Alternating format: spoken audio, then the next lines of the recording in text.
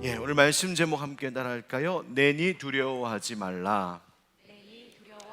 오늘 본문 가운데 20절에 예수님 말씀하신 내니 두려워하지 말라라고 하는 그 구절을 제목 삼아 오늘 하나님 말씀을 나누도록 하겠습니다. 봄이 왔습니다. 별로 감흥이 없으시네요. 봄이 왔어요. 여러분 봄꽃 많이 지금 즐기고 계십니까? 올해는 봄꽃이 좀 늦게 핀다 했는데 며칠 그냥 자고 나니까 벚꽃이 환하게 피어오르고 그냥 꽃이 너무 아름다운 계절이 왔습니다. 봄꽃 예쁘게 핀 거 이렇게 보다 보면 참 좋다, 아름답다, 예쁘다 하는데 또 한편으로는 이 봄이 또 금방 지나가겠지? 요즘 또 봄이 너무 짧아져서 말이죠. 이 봄도 금방 지나가겠구나, 꽃도 금방 떨어지겠구나, 뭐 이런 생각하면 조금 아쉬운 마음도 듭니다. 그렇게 늘 아름다운 것은 금방 그렇게 지나가는 것 같아서 하나님 우리에게 펼쳐주신 아름다움을 두 눈 부릅뜨고 바라보며 누리고 감사하고 또 찬양할 줄도 알아야겠다, 그런 생각 듭니다. 그렇게 세월이 참 빨리 지나가죠. 저희 아이들 크는 거 보니까 진짜 빨리 큰다. 지금 어린아이들, 아기들 키우시는 부모님들은 언제 키우나 그러실지 모르겠는데 또 돌아보니까 금세 또 시간이 지나가는 것 같아요.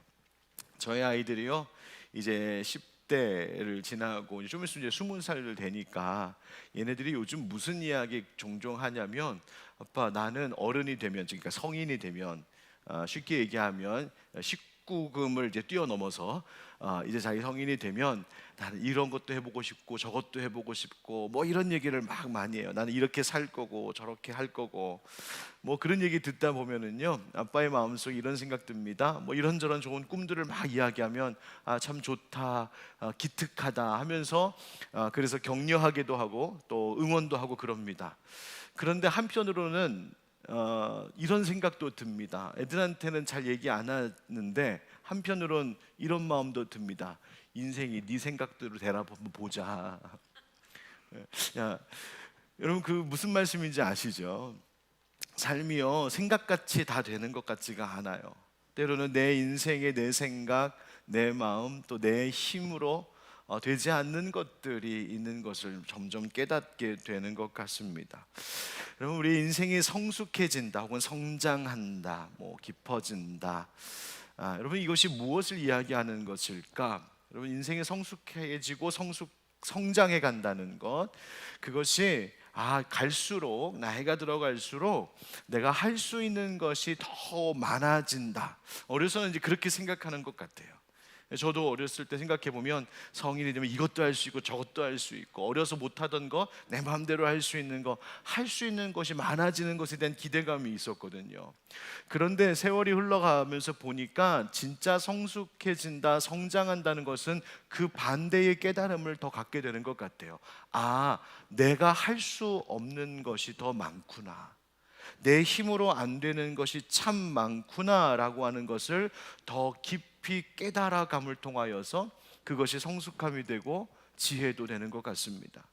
내 인생이 내 마음대로 내 힘대로 되지 않는다라고 하는 것에 딱 부딪힐 때 우리의 인생은 크게 세 가지 반응을 나타낼 수 있습니다. 첫째는 실망하는 겁니다. 아이고 안 되는구나, 역시 난 안 되는 거였어 하면서 실망하고 낙심할 수도 있고요. 또 한편으로는 아니야 나는 끝까지 그래도 할 수 있어 라고 하면서 내 힘의 무능함을 인정하지 않고 오히려 더 사실은 교만해지는 거죠. 나 할 수 있어, 고집불통같이 그렇게 완고하게 살아갈 수도 있어요. 그런데 둘 다 아닌 것 같습니다. 하나님께서 기뻐하시는 우리의 성숙함이란 무엇일까? 또 인생의 지혜란 무엇일까?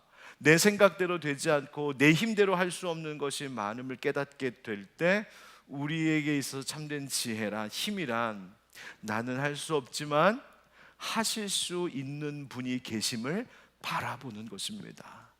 나는 할 수 없지만 그 할 수 없는 일을 하나님은 하실 수 있고, 내가 만약에 할 수 없고 그렇게 되지 않는다면 거기에도 하나님의 뜻이 있고, 또 내가 지금은 할 수 없어서 낙심하고 실망한다 하지만 하나님은 그것을 넘어 하나님께서 이루실 하나님의 고유한 계획과 뜻이 있음을 아는 것, 그래서 그것을 바라보고 그것을 따라가는 것, 그것이 하나님이 기뻐하시는 인생의 성숙함이 아닐까 생각해 봅니다. 여러분요, 오늘 예배하는 우리 기도하는 모든 성도님들의 삶에 때로는 내 힘으로 내 생각대로 되지 않는, 내가 뭔가 할 수 있는 것이 없다라고 하는 그 부딪힘 속에서 실망, 낙심하지도 마시고 반대로 교만해지지도 마시고, 오히려 이 모든 것들을 다루고 주관하고 계시는, 하실 수 있는 하나님을 주목하며 살아가는 우리 인생 되기를 주의 이름으로 축복합니다. 오늘 그 이야기를 좀 함께 나누려고 합니다. 오늘 본문 말씀 여러분 잘 안 쓰는 대로 예수님께서 풍랑이는 바다를 가로질러 제자들이 타고 있던 배 가운데로 찾아오시는 바로 그 이야기, 요한복음에 7가지의 표적이 기록되어 있는데 그 중에 5번째 표적이 바로 오늘 본문의 말씀이고요. 성경을 가만 보면 아시겠지만 바로 지지난주에 나눴던 오병이어 표적 사건 바로 뒤이어서 나오는 표적 이야기입니다.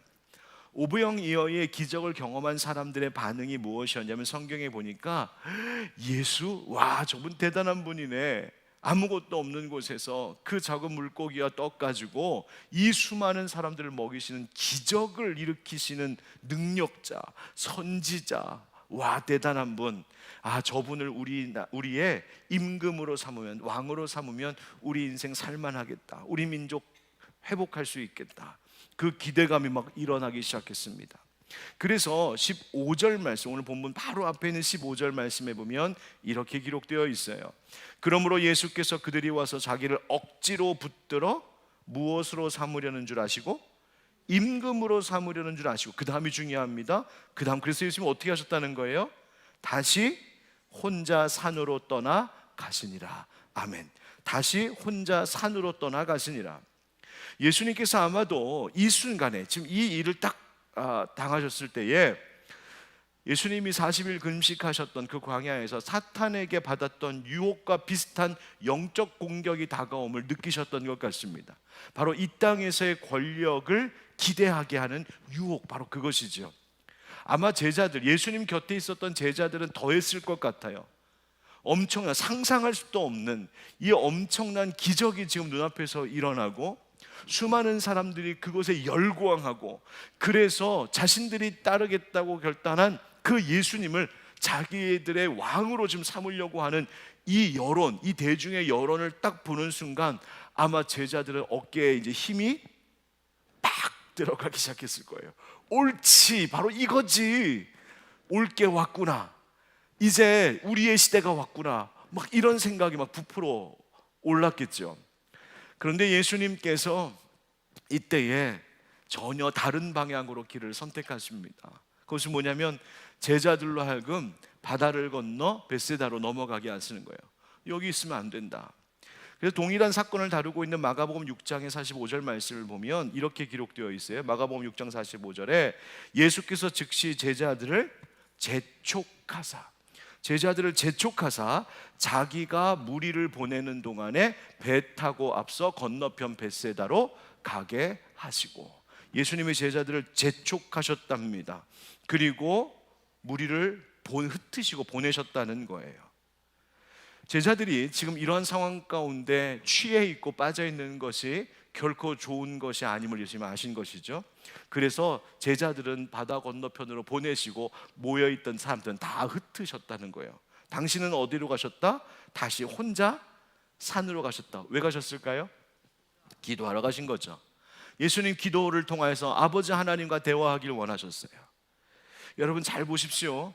이 오병이어 사건, 이 엄청난 사건 직후에 예수님의 마음을 사로잡고 끌어당긴 일이 무엇이었는가 봤더니, 그것은 임금의 자리도 아니었고 권세의 자리가 아니었고 사람들의 박수 소리가 있는 자리가 아니라 홀로 아버지 하나님께로 나아가는 기도의 자리였다.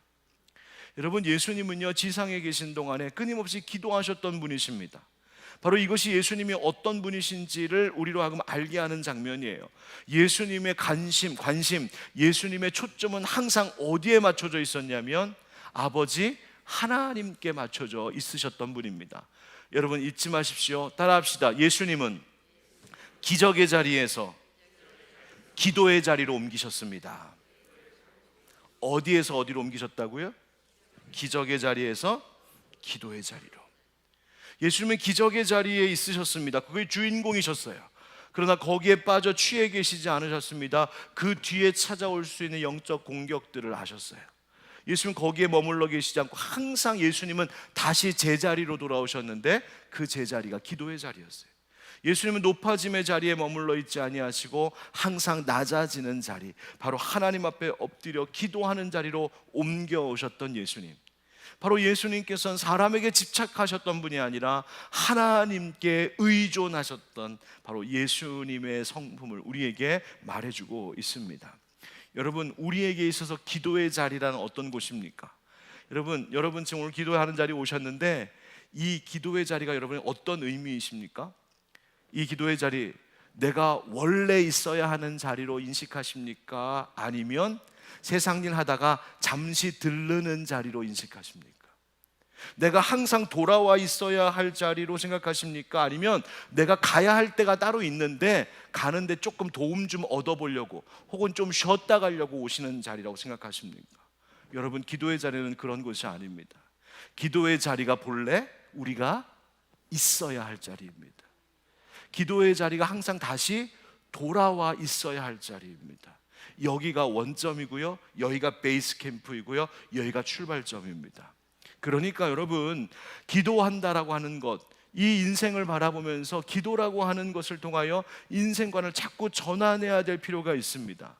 내가 원래 있어야 할 곳이 저 세상의 바깥이 아니라 기도의 자리, 바로 하나님과 대화하고 하나님을 의식하고 하나님을 만나고 듣고 경험하고 하나님을 바라보는 그 자리, 거기가 내 원래 자리. 그래서 그곳에서 다시 힘을 얻고 다시 세상의 사명의 자리로 나아가는 것.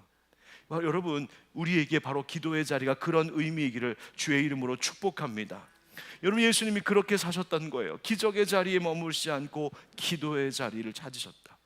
그 기적의 자리라고 기도의 자리를 찾으셨다는 것은 예수님의 마음 가운데 항상 가장 우선되는 것, 처음 되는 것, 그것은 하나님 만나는 것이었고 항상 자신을 채워야 될 것이 하나님으로 충만해지는 것이었어요.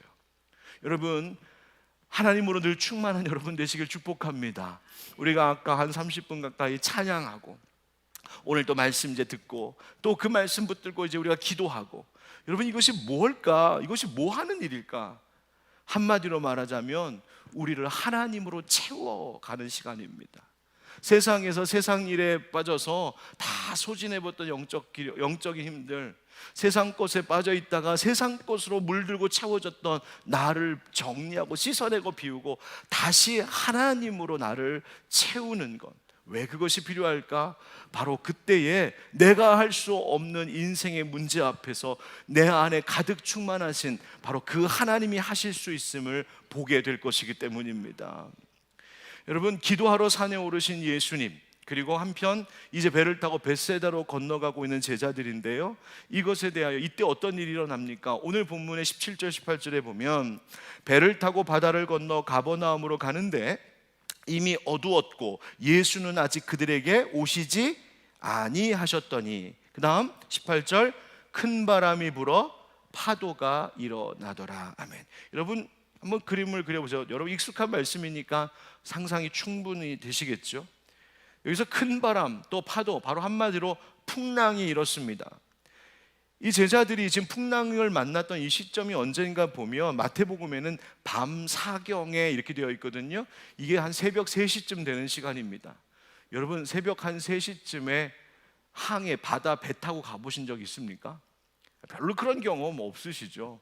여러분, 상상만 해도 근데 어떤 건지 알 겁니다. 칠흑 같은 어둠 속에 뭐 지금처럼 전기불이 있는 것도 아니고요, 뭐 저쪽에 불빛이 보인다, 저기 뭐 마을이 보인다, 뭐 그럴 수 있는 상황이 아니잖아요. 캄캄합니다. 정말 감으로 항해 갑니다. 그냥 바다가 평안해도, 별일 없이 잔잔해도 밤길에 배를 타고 바다를 건너가는 것, 그 쉬운 일 아닌데 거기에 큰 바람이 불었다, 풍랑이 일었다. 기가 막힐 노릇이죠.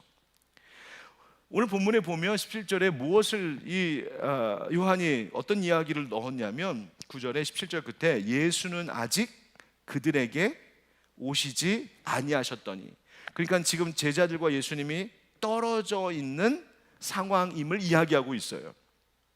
물론 예수님께서 제자들로 하여금 먼저 가도록 예수님 먼저 하신 것이지만 이 장면을 통하여서 우리에게 주는 영적 메시지가 있습니다. 그것은 예수님과 떨어져 있는 인생 가운데 어떤 일이 벌어지는가입니다. 예수님과 떨어져 있는 삶 가운데 찾아온 풍랑을 지금 보라는 이야기입니다. 아니, 풍랑이 일어났다는 자체가 아니라, 왜냐하면 인생의 풍랑은 누구에게나 올 수 있거든요. 언제나 어떤 상황이든 예수 믿는 사람들에게도 인생의 풍랑은 오거든요. 근데 중요한 것은 뭐냐면 풍랑에서 스스로 아무것도 할 수 없는 연약한 존재임을 이 제자들의 모습을 통하여 우리 인생에 대해서 깨닫게 하는 거예요. 아, 인생은 그런 것이구나. 우리 인간이 그런 것이구나. 내가 그런 것이구나. 내가 뭐든지 할 수 있을 것 같고 될 것 같고 내가 힘을 내고 내가 힘을 짜내고 지혜를 짜내면 할 수 있을 것 같아. 저희 아이들이 성장하면 조금만 크면, 조금만 나이가 먹으면 이것도 할 수 있고 저것도 할 수 있을 것 같아 라고 생각하는 것이 우리의 인생이지만 사실은 인생에 부딪혀오는 풍랑 속에서 아무것도 할 수 없는 존재, 예수님과 떨어져 있는, 예수님과 상관없는 인생이 겪어야 될 삶의 모습이 바로 이것에 불과하다는 것을 이 성경은 우리에게 말해주고 있는 거예요. 그래서 예수님께서 하나님으로 충만해지셨던 것처럼 오늘도 우리가 예수로 충만해야 될 이유가 무엇인지를 알게 하시는 것이죠. 제자가 풍랑 속에서 아무것도 할 수 없었습니다. 한마디로 이 제자들은 지금 상황, 펼쳐진 눈앞의 상황 앞에서 통제불능이요, 자력으로 자신을 어떻게 구원할 수 없는 인생들이 지금 그 배 안에 지금 다 모여 있는 겁니다. 자, 그때에 예수님께서 나타나십니다. 예수님 딱 나타나시니까 제자들이 어땠다고 하냐면 예수님을 알아보지 못했답니다. 왜 그랬을까? 이유들이 있겠죠. 아마 그 어두움 속에서 또 풍랑 속에서 분간이 안 되니까 그러니까 못 알아볼 수도 있었겠고, 동시에 예수님이 설마 물 위로 걸어오실 것이라고는 상상도 하지 못했었던 바로 그것이죠. 조금 전에 제자들이 어떤 표적을 봤다고요? 오병이어의 표적을 봤어요. 보리떡 5개와 물고기 2마리로 5,000명을 먹이시는 그 예수님의 능력을 목격하고 거기에 함께 동참했었던 제자들이었는데, 풍랑이는 바다에서 물 위를 걸어오시는 예수님은 생각할 수 없었다. 여러분, 제자들의 믿음의 한계가 바로 여기에 있고요, 우리의 한계가 여기에 있는 것 같아요. 그래, 예수님 내 인생의 과거 가운데 이런 일도 하셨고 저런 일도 하셨고, 그렇지, 하나님 내게 은혜 주셨지, 이런 일도 이기게 하셨지, 견디게 하셨지, 이 일도 잘 넘어가게 하셨었지. 좋아요. 그것에 대한 감사도 있고 그것에 대한 기쁨도 있습니다. 그런데 우리의 믿음의 한계점이 늘 어디에 있냐면 그건 그거고 내게 인생에 있었던 그 일은 그 일이고 지나간 일이고, 지금 당장 당면한 문제의 두려움이 너무 커서 이 문제는 또 다른 별개의 문제, 그래서 이 문제 역시도 하나님은 다루실 수 있다는 것을 자꾸만 망각하며 살아가는 거예요. 인생의 어려운 문제들 그 고비마다 넘기셨던 하나님의 능력을 내가 경험했음에도 불구하고 그 은혜의 경험을 내 오늘의 삶으로 끌어오지 못하고, 오늘 당한 문제, 이거는 또 다른 문제야, 이건 하나님 하실 수 있을까, 늘 하나님에 대하여서 과거에 대한 믿음은 있으나 현재에 대한 의심과 불신 속에서 헤매는 것, 그것이 우리의 모습이기도 해요. 이것이 바로 제자들의 모습이었어요. 여러분, 왜 그랬을까? 여러분, 우리 인생에 지나왔던 일들, 내 삶을 이렇게 돌아다 보면 저마다의 소위 요즘 말로 흑역사가 있거든요. 지금 이렇게 보면은 내가 왜 그때 그랬지 싶은 일들이 있잖아요. 멀리 떨어져 보면 시간 차이를 좀 두고 멀리서 이렇게 관망하듯 보면 그때 다 하나님께서 이렇게 하셨을 것인데, 하나님께서 다 이렇게 하시고 다 이렇게 인도하실 걸 왜 그때 그렇게 걱정하고 불안해하고 두려워하고 원망하고 불평했는지, 그런 우리 인생의 스토리들이 저마다 있잖아요. 여러분, 그 시간의 이야기를 다시 오늘로 한번 쭉 당겨 보십시오. 언젠가 훗날, 먼 훗날 다시 나도 내 인생을, 지금의 나를 바라보는 때가 있을 것인데, 바로 그때도 똑같이 그 회한 가운데 있으면 안 되잖아요. 내가 그전에는 인생의 문제 앞에서 두려워하고 낙심하고 그렇게 내가 왜 그랬을까 싶었던 흔적들을 남기는 때도 있었지만, 그러나 내가 그때에는 하나님으로 충만하여서 이 문제도 하나님이 해결하실 수 있습니다 라는 믿음으로 내가 이겨냈었어. 여러분, 그 이야기들을 만들어 가셔야 되잖아요. 여러분, 출애굽의 역사를 일으키셨던 우리 하나님, 이스라엘을 구원하셨던 하나님, 예수 그리스도를 죽음에서 일으키셨던 그 하나님, 초대교회와 교회의 모든 역사 속에 때마다 시마다 놀라운 일들로 하나님의 백성들을 지키시고 보호하셨던 그 하나님, 그 동일한 하나님이 오늘 우리의 인생의 문제에도 함께하고 계시고 앞으로 살아갈 삶의 길에도 여전히 동행하실 살아계신 하나님이신 줄 믿습니다. 그것이 부활신앙입니다. 과거의 주님으로 끝나는 것이 아니라 오늘도 살아계시고 영원히 함께하신 하나님, 나는 믿습니다. 여러분, 바로 이 기도하셨던 예수님께서 제자들이 겪고 있는 이 곤경을 바라보면서 찾아오셨어요. 19절의 말씀 보면 제자들이 노를 저어 10여리쯤 가다가, 여기서 10여리쯤이라고 하는 표현은 뭘 얘기하냐면 다시 돌아가지도 못하고 계속 가기도 아직 거리가 먼, 그러니까 이도저도 할 수 없는 지금 상황에 빠져 있는 거예요. 바로 그때 예수께서 바다 위로 걸어 배에 가까이 오심을 보고 두려워하거늘. 여러분, 제자들은요, 이 고통 가운데, 이 어려움 가운데 빠져 있을 때에 여러분, 예수님이요 그것을 보셨어요. 그리고 그들이 있는 곳으로 찾아오셨다. 여러분, 예수님은요 우리의 인생이 겪고 있는 일에 대하여 방관하시는 분이 아니십니다. 어떻게 네가 알아서 한번 해봐 그러신 분이 아니에요. 야, 그 정도 문제쯤이면 야, 너 이제 나 혼자 할 수 있잖아, 그렇게 하시는 분이 아니시라고요. 우리 예수님은요 내 인생의 곤경과 풍랑의 한복판에 늘 찾아오시는 분. 오늘 여러분 지금 기도하러 나오신 그 인생의 문제, 제가 여러분의 삶의 문제들을 다 속속들이 알지는 못하지만 우리 주님은 다 알고 계시고, 지금 여러분들이 붙잡고 있는 그 인생의 문제, 그 시련, 곤경, 주님이 아시고 찾아와 주시는 우리 주님이신 줄 믿습니다. 그래서 예수님 오셔서 뭐라고 하셨냐면요, 20절 우리 다시 한번 읽어보실까요? 20절 시작. 이르시되 내니 두려워하지 말라 하신대. 아멘. 마가복음에서는요 이렇게 이야기합니다. 마가복음 6장 49절 50절 50절만 보면 그들이 다 예수를 보고 놀람이라. 이에 예수께서 곧 그들에게 말씀하여 이르시되 안심하라, 내니 두려워하지 말라. 제자들은 예수님을 유령이라고 생각했어요. 자신들의 상상으로는 도무지 생각할 수 없는 일이 벌어진 거죠.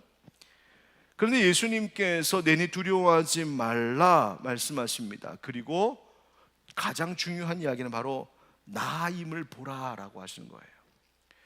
여러분, 예수님께서 두려워하지 말라 먼저 안심하고 두려워하지 말라. 왜 이런 말씀하셨을까요? 두려움이라고 하는 것은 예수님 오늘 요한복음에 앞서 나오는 모든 이야기 속에서도 일관되게 나오는 이야기가 무엇이냐면, 인생 가운데 찾아오는 두려움은 어디서부터 오는가 봤더니 어떤 일들이 벌어진 것 때문에 찾아오는 것이 아니라 그 모든 것들을 다스리시는 하나님, 우리 주님에 대한 믿음 없음에서 오는 것이 두려움임을 깨닫게 하시는 거예요. 의심하고 불신하고 내가 주님 바라보지 못할 때 그것이 내게 두려움으로 찾아오더라는 것이죠. 그래서 예수님 지금 이 풍랑 있는 바다를 건너 제자들에게 찾아오시면서도 다시 말씀하시는 것이 두려워하지 말라. 이 말은 뒤집어 이야기하면 너희들 아직도 믿음이 없구나, 믿어라, 이 얘기예요. 아니, 어떻게 이런 상황에서 두려워하지 않을 수 있습니까? 여러분, 그럴 수 있잖아요. 아니, 목사님이 몰라서 하는 소리, 제가 지금 겪고 있는 인생의 문제가 얼마나 심각한지 아세요? 여기서 어떻게 두려워하지 않을 수 있어요? 목사님 몰라서 하시는 말씀이지 우리 가정이 지금 겪고 있는 인생의 문제가 얼마나 힘들고 어려운지 아세요? 여기서 어떻게 두려워하지 않을 수 있어요? 우리 그렇게 말할 수 있거든요. 그런데 바로 그때 예수님 말씀하시는 것이 뭐냐면 나다라고 하시는 거예요. 나다. 여러분, 여기서 나다라고 하는 이 예수님의 표현은 구약 성경의 구약의 말씀으로 쫙 거슬러 올라가 쫙 연결이 됩니다. 하나님께서 그렇게 말씀하신 적이 있어요. 하나님이 모세를 불러서 너 가서 애굽에 지금 노예로 있는 너희 히브리 민족, 네 동족들, 네 형제들 구원해내야 돼. 이 말씀하실 때에 모세가 두려워했거든요. 못한다 했거든요. 내가 가서 하나님 이야기하면 사람들이 뭐라고 할 텐데요. 도대체 네 하나님은 누구냐고 막 그럴 텐데 제가 뭐라고 말할까요? 그때 하나님께서 당신을 스스로 소개하시잖아요. 뭐라고 합니까? 나는 스스로 있는 자다. I am who I am. 나는 스스로 있는 자다. 그 말이 바로 오늘 예수님께서 하신 말씀이에요. 나다. 나다. 더 이상의 말이 필요 없는 것이죠. 바로 이 말씀을 통하여서 예수님은 지금 구약의 역사 가운데에 하나님께서 모세 앞에 나타나시고 이스라엘 백성들을 광야에서 구원하여 인도하여 주시고 가나안 땅에 들어가게 하시고 그 모든 약속과 모든 역사의 주인이셨던 그 하나님이 지금 여기 있음을 보라. 바로 그 말씀을 하고 계신 거예요. 여러분, 구약 성경에서 바다를 통제하시는 분이 누구일까요? 욥기 9장 8절에 보면 이런 구절이 있어요. 한번 같이 읽어볼까요? 욥기 9장 8절 시작. 그가 홀로 하늘을 펴시며 바다 물결을 밟으시며. 하나님이 어떻게 하신다고요? 바다 물결을 밟으시는 분이시다. 여러분, 바로 이 말씀들이 연결이 되는 것이죠. 제자들에게 예수님은 그것을 나타내 보이시고 싶으셨어요. 예수님, 바로 여기 지금 제자들의 그 풍랑 속에서 곤경을 겪고 있는 제자들의 배로 찾아와 주시는 그분이 바로 우리의 조상들이 믿었던 그 여호와 하나님, 바로 그분이심을 드러내 보이시고 그것을 말씀하시려고 하는 것이죠. 그 하나님이 지금 여기에 있다. 그 하나님이 지금 너희에게 찾아가고 있다. 그 하나님이 너희와 지금 함께하고 있다. 예수님이 아직 오지 않으셨을 때의 존재는 풍랑 앞에서 아무것도 스스로 할 수 없는 형편이었지만 이제는 모든 것을 하실 수 있는 그 하나님이 여기에 있으니, 여기에 함께 계시니 너 두려워하지 말라 말씀하고 계신 거예요. 여러분, 우리가 지난 주일날 부활절을 보냈습니다. 어떻게 부활절에 은혜 많이 받으셨나요? 예.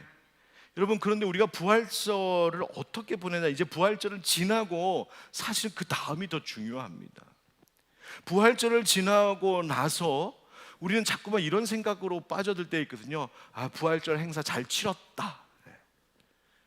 부활절 행사 잘 치렀다. 아우, 뭐 이렇게 많았어. 그냥 새벽부터, 그 전에 고난주간 특별 새벽 기도회부터 시작해서 뭐 새벽 기도, 뭐 주일 1, 2, 3부, 오후 예배, 찬양 예배, 간타타, 뭐 전도 행사. 아우, 뭐가 그렇게 많았어. 잘 치렀다. 아, 제 이야기예요, 제 이야기. 그 목사들이 그래요. 하고 나면 제일 바쁜 시즌이거든요. 잘 치렀다. 그리고 이제 끝났다고 털어버리는 거예요. 그런데 여러분, 부활신앙은 그거 아니거든요. 지금부터거든요. 여러분, 왜 부활신앙이 자꾸만 우리에게 퇴색되고 우리에게 희미해지는 것일까? 마치 행사 치르듯이 그냥 다 지나가 버리고 마는 거예요. 아니요, 진짜 부활신앙은 뭘까요? 부활신앙이란 살아있는 신앙이어야 되는데, 그것은 뭐냐면 지금 여기 나와 함께하고 계신 하나님을 경험하고 주목하며 사는 거예요. 여러분, 제자들이 예수님 부활하셨을 때에 두려워했죠? 의심했죠? 왜? 그들 가운데 예수님이 없으셔서? 아닙니다. 예수님이 그들 가운데 계셨음에도 불구하고 그들이 두려워했었던 이유는 알아보지 못했고 의심했기 때문이에요. 여러분, 우리가 꼭 그럴 수 있습니다. 부활절 지나고 나서도요, 우리가 지금 함께하고 계신 하나님, 지금 내 인생의 문제, 내 삶의 형편, 그리고 지금 이 예배의 자리에 지금도 나와 함께하고 계시는 우리 주님, 내가 바라보지 못할 때, 그분에게 주목하지 못할 때 우리가 치렀던 부활절 주일은 다 진짜 행사로 끝나버리고 마는 거예요. 여러분, 꼭 그렇게 되기를 원하고 부탁드립니다. 어떻게? 바로 부활하신 예수님, 풍랑이는 바다를 찾아오셔서 제자들과 함께 계시려고 하셨던 그 예수님이 성경의 이야기, 과거의 역사 속에만 남아 계신 예수님이 아니라, 지난주 부활주일에만 계셨던 분이 아니라 오늘 이 자리에도, 오늘 나의 문제에도, 그리고 내가 살아가는 평생의 길 가운데도 그 주님은 살아서 나와 함께하고 계시는 주님이심을 믿는 믿음으로 서길 주의 이름으로 축복합니다. 축복합니다.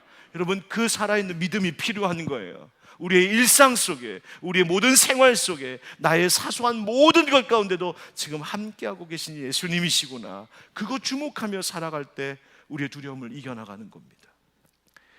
여러분, 참된 평화는 바로 거기서 오는 겁니다. 바로 예수님이 누구이신지, 바로 하나님이심을 아는 것과 그분을 믿는 것이에요. 내니 두려워하지 말라. 어느 목사님이 책에서 이 말씀 구절을 묵상하시면서 이렇게 쓴 것을 보았어요. 이 말씀, 즉 내니 두려워하지 말라, 이 말씀은 우리의 삶의 경보음을 푸는 비밀 코드입니다. 이게 무슨 말인가? 이 목사님이 이런 일이 있으셨대요. 하루는 보통 이제 목회자들은 이제 주일날 하루 종일 이제 사역하고, 이제 월요일이 공식적으로는 쉬는 날이거든요. 그러니까 월요일은 교회가 딴 때보다 좀 한산하고 조용합니다. 이 목사님이 아무도 출근하지 않은 월요일에 볼 일이 있으셔갖고 월요일에 이제 교회에 나오신 거예요. 아무도 없으니까 목사님이 이제 교회 문을 열고 들어가야 되는데, 교회가 이제 경보 그 보안 장치가 다 되어 있어갖고 뭘 해야 되는지 비밀번호를 이제 눌러야 되는 거예요. 눌러서 이제 착 열려야 돼요. 그래서 해제가 돼야 들어가는데, 이 목사님이 뭐 가끔 그럴 때 있잖아요. 이 비밀번호가 뭔지 생각이 안 날 때. 저도 벌써 그러거든요. 집 앞에서 멍하니 이러고 서 있을 때가 가끔 있어요. 큰일 났습니다. 예. 근데 그럴 때 있잖아요. 이 목사님이 그러셨던 거예요. 그래서 뭐 누른다고 눌렀는데 이걸 잘못 누르신 거예요. 근데 잘못 누른 것만 문제가 아니라, 이게 잘못 누르면 갑자기 경보음이 이제 울리면서 보안업체가 출동하는 겁니다. 윙 하면서 보안업체가 이제 출동을 했어요. 당신 누구냐? 이 교회 목사다. 근데 왜 이 교회 목사가 이걸 못 여냐? 뭐 이러면서 이제 이렇게 얘기 옥신각신 하다가 관리입사님 나오시고 막 이래갖고 겨우 이제 풀면서 비밀 코드를 정확하게 딱 누르고 이제 문제가 해결되었다, 뭐 이런 이야기예요. 여러분, 어떤 일이 딱 벌어졌을 때에 막 당황하고, 우리가 막 그 어떤 일에 있어 앞에서 두려워하고 막 갑자기 공포와 두려움이 확 밀려오면은요, 아무 생각도 안 나고요, 뭘 어떻게 해야 될지 모를 때가 있잖아요. 예.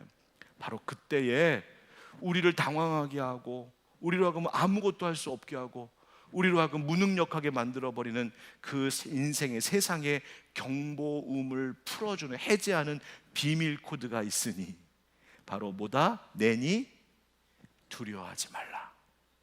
바로 그 말씀 한마디가 내 삶의 평안을 다시 회복시켜 준다는 거예요. 사랑하는 성도 여러분, 어떤 형편 가운데에서도 내니 두려워하지 말라, 오늘도 살아계셔서 나에게 말씀하고 계시는 부활의 주님, 살아계신 주님 주목하는 저와 여러분 되길 주의 이름으로 축복합니다. 오늘 이 말씀을 읽다 보면은요, 생각나는 시편 말씀이 있거든요. 시편 107편의 말씀입니다.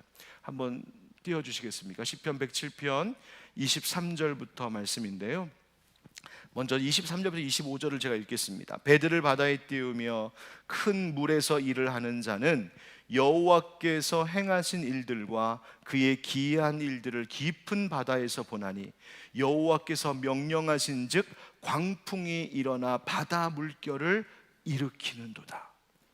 여러분, 어떤 한 사람이 일을 합니다. 그런데 큰 바닷물에서 일하는 사람이에요. 여러분, 배는 그냥 항구에 가만히 정박해 있으면 편안하잖아요. 아무 일도 없어요. 그런데 살려면 띄워야 됩니다. 배 띄워서 일해야 됩니다. 그런데 그 일을 하는 자에게 얼마나 큰 어려움이 닥쳤는지, 바로 이걸 비유적으로 우리 인생 이야기하고 있는 건데요, 큰 물결, 바다 물결, 광풍이 일어납니다. 그런데 이 인생의 문제가 얼마나 큰지 26절, 27절에 가서 보면, 그들이 하늘로 솟구쳤다가 깊은 곳으로 내려가나니 그 위험 때문에 그들의 영혼이 녹는도다. 그들이 이리저리 구르며 취한 자같이 비틀거리니 그들의 모든 지각이 혼돈 속에 빠지는도다. 인생의 문제를 팍 만나니까 정신을 차리지 못할 정도로, 그래서 영혼이 녹는다라고 하는 시인의 표현이 있어요. 기진맥진하다, 낙담하다, 이런 말이에요. 모든 지각이 혼돈스럽다. 이것은 판단할 수가 없게 되었고 생각할 수 없게 되었다. 아까 그 목사님 경보음 막 울리고 보안업체 오니까 비밀 코드가 더 생각이 안 났던, 바로 그것처럼 우리도 인생의 위험이 확 닥쳐오면 사람의 힘으로 할 수 없다, 내 힘으로 할 수 없다 주저앉게 되는 순간들이 있거든요. 바로 그때 사람의 힘도 지혜도 다 소용이 없는 바로 그때 무엇이 지혜인 줄 아십니까? 25절을 다시 올라가서 보면 여호와께서 명령하신 즉 광풍이 일어났다 이렇게 되어 있어요. 여러분, 이 말씀을 오해하지 마십시오. 아니, 왜 하나님이 일부러 내 인생에 광풍을 일으켜? 하나님 나쁘시네, 너무하시네, 그런 의미가 아닙니다. 여기서 여호와께서 명령하신 즉 광풍이 일어났다, 이 말의 진짜 의미는 뭐냐면 모든 인생의 광풍과 같은 어려움과 위험, 이것이 어떻게 일어났을까 싶고 이걸 어떻게 해결하냐 싶지만 그 모든 것 역시도 누구의 손 안에 있다? 하나님 손 안에 있음을 고백하는 거예요. 하나님, 내 인생에 할 수 없는 일, 내 입으로 할 수 없는 일, 내가 성장하면, 나이가 먹으면, 이만큼 살았으면, 교회 생활도 신앙생활도 이 정도 했으면 이제는 내가 뭔가를 할 수 있겠지, 내가 그렇게 기도했으면 이제쯤이면 문제가 해결되고 응답도 받겠지, 내가 그렇게 노력하고 애썼으면 이 정도는 되겠지 싶은 일들이겠지만, 아니, 그게 아니라는 거예요. 내 힘으로 할 수 없는 일. 그런데 그 모든 일이 다 여전히 하나님 손에 있습니다. 여전히 하나님 뜻과 계획 속에 있습니다. 그거 고백하는 거예요. 그러면 부르짖게 되는 거죠. 어떻게? 28절에 이에 그들이 그들의 고통 때문에 여호와께 부르짖으며, 그 고통이 오히려 나로 하여금 하나님을 찾게 만드는 거예요. 여기에 하나님의 목적이 있어요. 하나님은 우리의 인생이 내 스스로의 자력으로 성공적인 인생을 사는 것이 아니라 고통 가운데서도 하나님을 찾는 인생, 하나님과 교제하는 인생, 하나님 사랑합니다 하는 인생, 그 인생 살기를 원하시는 거예요. 왜? 세상에서 성공하고 잘되고 문제 풀리는 건 하나님 앞에는 아무것도 아니에요. 그러나 하나님 더 중요하게 여기시는 건 나 너랑 사랑하고 싶고, 나 너랑 교제하고 싶고, 나 너랑 함께하고 싶고, 그게 하나님 마음이기 때문에. 그래서 하나님 앞에 부르짖으면 어떻게 될까요? 우리 29절 30절 한번 같이 읽어보겠습니다. 시작. 광풍을 고요하게 하사 물결도 잔잔하게 하시는도다. 그들이 평온함으로 말미암아 기뻐하는 중에 여호와께서 그들이 바라는 항구로 인도하시는도다. 할렐루야, 아멘. 여러분, 마침내 그 광풍 속에서도 하나님 나의 무능함을 인정하고 이 모든 것이 하나님의 손 안에 있음을 알고, 그래서 고통 때문에 오히려 하나님께 부르짖으니 하나님이 그 바라던 항구, 옛날에는 소원의 항구 그랬거든요. 내가 그토록 원하는 거기에 이르게 하시더라. 그래서 찬송케 하시더라. 하나님께 영광 돌리더라. 여러분 보세요. 내 힘으로 잘 빠져나와서 내 힘으로 열심히 노져서 내 힘으로 그 항구까지 갔다면 나 참 잘했다 그러고 살 거예요. 나 이 정도 했어, 나의 이력이 되고 내 자랑거리가 되고 사람들한테 내 할 얘기가 있는 거예요. 그러나 하나님 그런 인생 살라고 우리 부르신 건 아니거든요. 광풍 속에서 아무것도 할 수 없을 때, 그러나 하나님 손 안에 있음을 알고 살아 역사하시는 하나님 주목할 때 하나님이 나를 그 소원의 항구에 이르게 하심으로 내 인생이 나를 칭찬하고 나의 박수 소리를 기대하는 인생이 아니라 하나님을 칭찬하고 하나님께 박수 올려드리고 하나님 감사합니다 찬송하는 인생, 그 인생 살라고 하나님 우리를 이렇게 인도하신다는 거죠. 제자들도 그 광풍 있는 바다, 요한복음의 말씀의 그 끝자락에 가려던 땅에 이르렀더라 이렇게 되어 있어요. 여러분, 제자들이 그 광풍 있는 바다를 통과하여 그 땅에 이르렀을 때 뭐 했을까요? 야, 우리 그래도 어부 출신의 실력 대단했네, 그거 얘기했을까요? 아니에요. 야, 우린 진짜 아무것도 아니구나, 우리 예수님이 함께 계시니까 올 수 있구나. 여러분, 그 고백으로 살아가는 우리가 되길 축복합니다.